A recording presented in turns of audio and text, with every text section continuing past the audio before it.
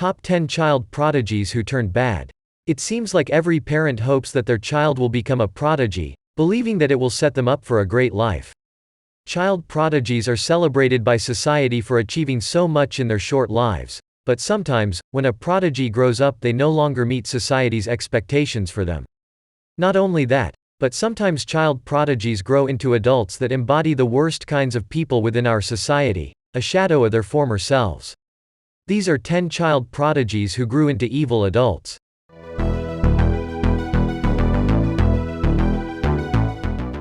Julian Edgren. In his childhood, Edgren was an accomplished piano player, playing in the Westminster Conservatory in high school.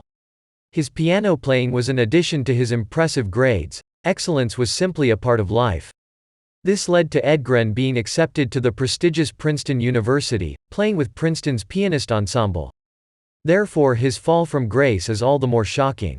Drug addiction and drug overdoses are becoming more and more common in the United States and the world at large.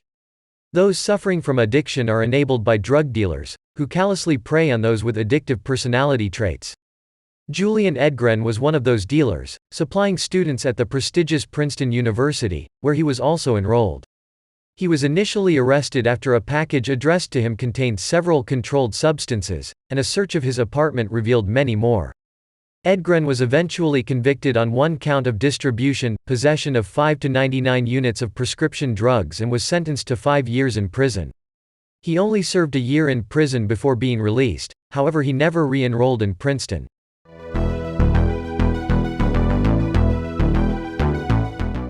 Bobby Fischer. Bobby Fischer was the youngest chess grandmaster in world history, gaining the title at age 15. That was only the beginning for Fischer, whose best-known game took place in 1972 in Iceland, when he defeated Soviet player Boris Spassky, in what was largely seen as a symbolic victory of democracy over communism. In his later years, however, particularly after forfeiting the title, Fischer became increasingly unhinged and began spouting particularly anti-Jewish remarks and involving himself in controversial religious movements. Given Fischer's Jewish heritage, this was especially surprising. Fischer's bizarre behavior crossed the line into illegal activity in 1991 when he traveled to Yugoslavia to compete in a chess rematch against Spassky, which went against U.S. sanctions in place at the time. After the match, Fischer went on the run in an attempt to avoid charges in the U.S., continuing his public tirades and even going so far as celebrating the World Trade Center attacks on a radio broadcast. He was eventually arrested in Japan for traveling on an invalid passport. He spent several months in jail before being granted Icelandic citizenship and was released. He eventually died in Iceland in 2005, never renouncing his views.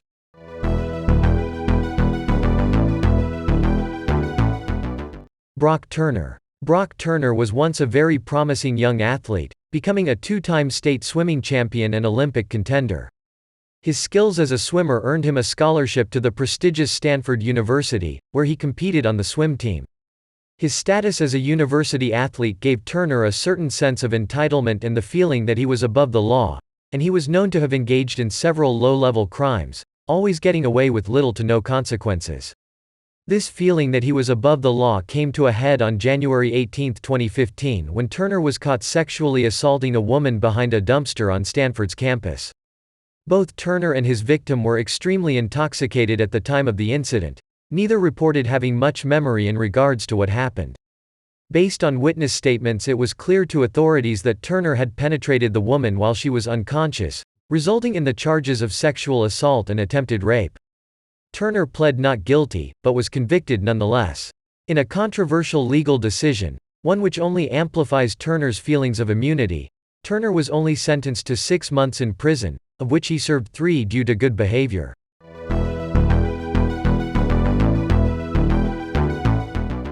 Jack Kavorkian. Jack Kavorkian was a kid who questioned everything, and always was familiar with the facts, and was ready to prove his knowledge to anyone willing to listen.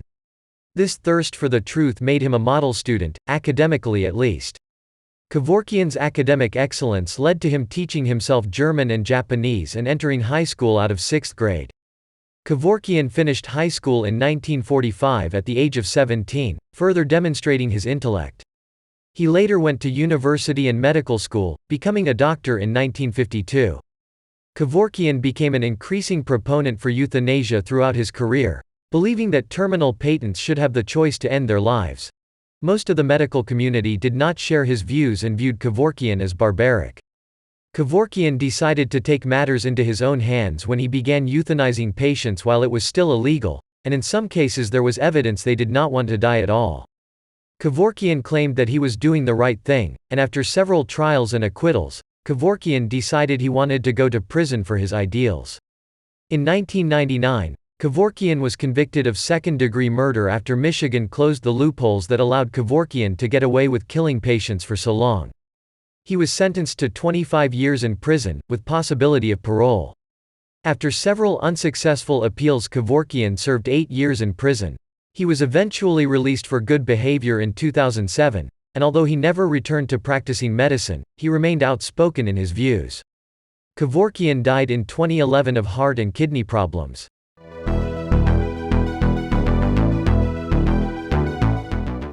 Jennifer Pan. Jennifer Pan is the daughter of Vietnamese refugees to Canada, who fled political persecution in their home country and were determined to make it in their new one. As a result, Pan's parents placed high expectations on their daughter, and in her early life she often met those expectations. In addition to perfect grades, Jennifer was enrolled in piano, dance and figure skating, all of which she excelled at. She was even considered a competitor for the 2010 Vancouver Olympic Games. However, a torn ligament dashed any hope of Pan competing. As she got older, however, she could no longer meet her parents' expectations and resorted to forging report cards in high school to keep them happy. She also met drug dealer Daniel Wong, with whom she began an on-again off-again relationship, one which her parents strongly disapproved of to the point where they told her she had to choose between them or Wong. She chose her parents and family, a decision she would come to regret. In light of her not being able to openly see Wong anymore, as well as new restrictions on her life to the point she could not leave her parents' house, Pan decided, along with Wong's input, to have her parents killed, both for her freedom and her share of their estate. Daniel connected Jennifer with a friend of his named Lenford Crawford, who said he could perform a hit on Pan's parents for $10,000. Over the next few weeks a plan was put into motion, and on November 8, 2010 they acted. Pan left the door unlocked for 3 assailants to enter the house, all armed. Pan's parents were brought to the basement of the house and both shot in the head. Pan's mother was killed, however her father survived, but suffered critical injuries. Pan maintained she was tied up by attackers and left in her upstairs room. After several questionable statements to the police, Pan became a suspect in the attack on her parents and eventually was investigated by police. Eventually the murder plot was brought to light.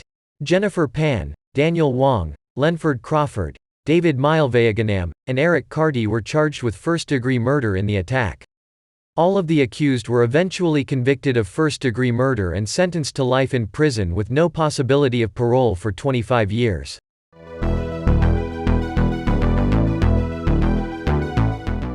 Din Bowman. When 42-year-old Yancey Knoll was shot in his car in a seemingly unprovoked attack, the city of Seattle was thrown into a state of fear, and the desire to know who did it.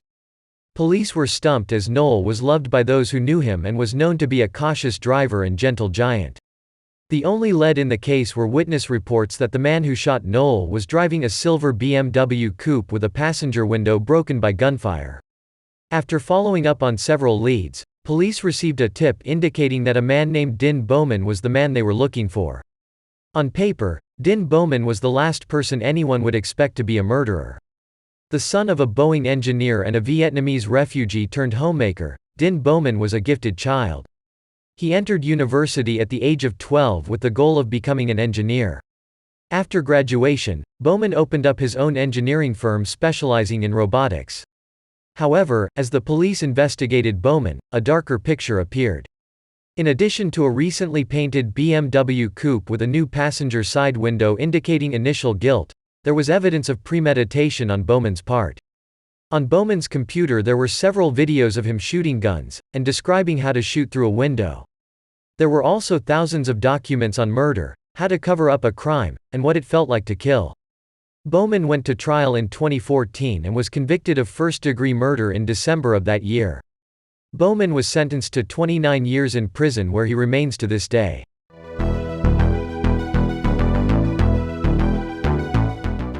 Aaron Hernandez. Aaron Hernandez was his town's golden boy. Excelling at football throughout his middle and high school years, Hernandez was loved by everyone. His skills made him a desired player for universities, and he received numerous scholarship offers. It seemed like the NFL was a certainty. After playing at the University of Florida, Hernandez was drafted into the NFL, playing for the New England Patriots. Playing as a tight end, he helped bring his team to Super Bowl 46, but the Patriots lost to the New York Giants. Hernandez's glory ended on June 26, 2013, when he was arrested for the murder of Odin Lloyd, an acquaintance of his and the boyfriend of his fiancée's sister. Further investigation into Hernandez and his acquaintances revealed evidence that Hernandez was the perpetrator of a previously unsolved drive-by shooting which resulted in the deaths of 2 men. Hernandez was later charged with these murders as well as Lloyd's. The Patriots were quick to distance themselves from Hernandez as well as all of his corporate sponsors. On April 15, 2015, Hernandez was convicted of first-degree murder in the death of Odin Lloyd, being automatically sentenced to life with no possibility of parole. He was however acquitted of the murders of Daniel Abreu and Safira Furtado on April 14, 2017. On April 19, 2017, 5 days after his acquittal, Hernandez committed suicide by hanging in prison.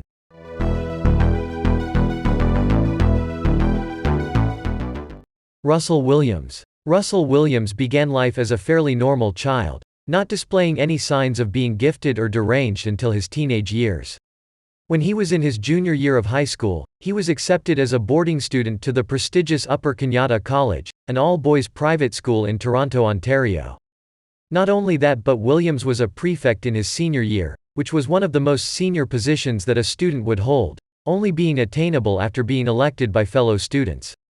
As an adult, Williams joined the Canadian Forces in 1987 and rose through the ranks, attaining the rank of Colonel and Commander of Canadian Forces Base Trenton. Through his service, Williams was a pilot for the Prime Minister and Governor-General of Canada as well as the Queen of England. In addition to his military service, Williams was moonlighting as a killer who terrorized his small Ontario community, killing 2 young women in their homes. In addition to the murders, Williams was a serial burglar who stole women's and girls' underwear to add to a massive collection. Williams was first suspected by police after his car was seen at one of the crime scenes, and tire treads collected at a drunk driving stop matched those found at the scene. He was brought in for questioning soon after, making the mistake of wearing the same shoes to the police station that he had worn to commit the crime. In light of the overwhelming evidence, Williams was arrested. October 18, 2010, Williams was sentenced to life in prison with no possibility of parole for 25 years after pleading guilty to 88 charges including first-degree murder, sexual assault and breaking and entering.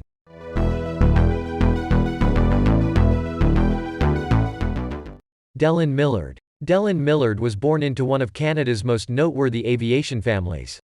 His grandfather Carl Millard founded the aviation company Millardair and was best known for flying the Toronto Symphony Orchestra across Canada's north. His father Wayne took over the business and taught his young son the ropes, and began bringing Dellen into the cockpit at 6 years old. At 14 years old, Dellen Millard set a world record as the youngest person ever to fly a helicopter and an airplane on the same day. 14 years later, Dellen Millard would grace the headlines again, this time, as one of the accused in a murder case that shocked Canada, the murder of Tim Bosma. On May 6, 2013, Tim Bosma went with 2 men who wanted to test drive a Dodge Ram 3500 that he was selling. That was the last time Bosma was seen alive. Millard, who after being reported by one of his employees to be in possession of a stolen truck that matched Bosma's, police upgraded Millard to their prime suspect. After a brief investigation, Dellen Millard, along with his friend Mark Smitch, were charged with first-degree murder in relation to Bosma's death. Upon further investigation into the pair, they were also charged with first-degree murder in connection with the death of Laura Babcock, an ex-girlfriend of Millard's who disappeared without a trace a few years earlier. Millard alone was charged with first-degree murder with the death of his father Wayne Millard, whose death had previously been ruled a suicide. At trial, it was revealed that Tim Bosma was shot in his truck, and his body burned in an animal incinerator and his remains scattered across Millard's farm. Laura Babcock suffered the same fate, although her body was never found. Wayne Millard, on the other hand, was shot in the head and left in his home in a staged suicide. Millard was convicted of 3 counts of first-degree murder in 3 separate trials and received a life sentence with no possibility of parole for 75 years, the longest prison sentence in Ontario history.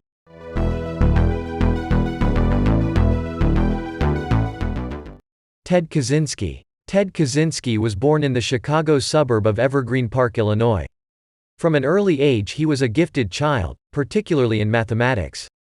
Kaczynski skipped several grades, entered high school at a young age and Harvard University at age 16. Kaczynski completed his undergraduate degree at Harvard in 1962 at the age of 20. He then entered graduate school at the University of Michigan and completed his Ph.D. in 1967. He finally took a job as an assistant professor at the University of California, Berkeley, where his frustrations with modern society and technology began. He left Berkeley in 1969 and began living a drifter lifestyle, eventually moving onto a plot of land owned by his brother. There Kaczynski spent the next 9 years in isolation, his anger against technology and modern society growing stronger by the day. He began his bombing campaign in 1978 after a brief move to Chicago. It was there he mailed a nail bomb to a professor at Northwestern University, which injured a police officer upon detonation. He continued his campaign of terror for the next 18 years, sending bombs through the mail to several universities, an American Airlines flight and to the president of American Airlines. He finally approached the media and said he would end his bombing campaign if a major newspaper published his manifesto. The Washington Post complied and published the manifesto as an addition to their daily paper. After reading the manifesto, Kaczynski's brother David recognized elements of his brother's worldview and reported his suspicions to the FBI. As a result, Kaczynski's cabin was raided, and evidence of his crimes came to light.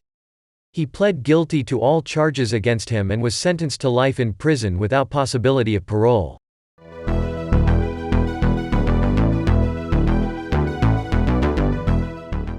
That's it. Subscribe to the channel, like it, there are many more interesting stories ahead.